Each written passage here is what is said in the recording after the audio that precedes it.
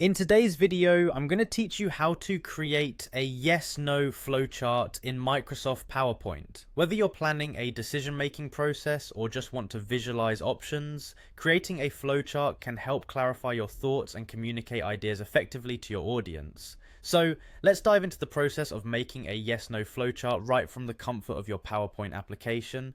Firstly, you'll want to open PowerPoint on your computer.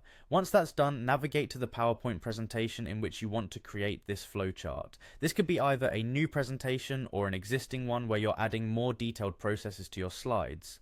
Opening your presentation acts as a blank canvas for your flowchart and ensures you're ready to build as you go. Next, direct your attention to the top menu and locate the Insert tab. This tab is essential for adding various elements into your slides, and it gives you the ability to meld text, visuals, and more into cohesive presentations. Once you are in the Insert tab, look for the Smart Art option. Smart Art graphics are a powerful feature that lets you visually represent complex data and processes, making them accessible and impactful. After clicking on Smart Art, you'll be greeted by a window of choices designed to fit different needs, from lists to cycles. For our yes-no flowchart, head straight to the Cycle tab. The Cycle category offers organizational frameworks perfect for laying out processes and decisions that need to loop or naturally progress from one point to another. In the Cycle category, you'll find a variety of diagrams. Here, select Radial Cluster.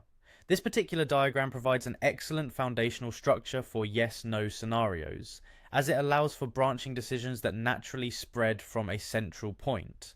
The radial cluster is not only versatile but also visually appealing, ensuring clarity while keeping your audience engaged.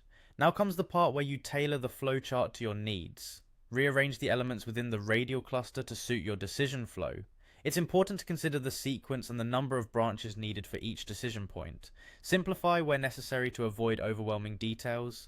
After adjusting the structure, proceed to add text to each node, labeling them appropriately with yes or no.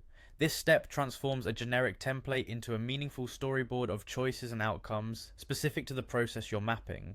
With these steps completed, your yes-no flowchart is ready to use. Remember, the clarity of your flowchart can significantly impact how well your audience understands the process, so take your time to ensure it visually represents the options clearly.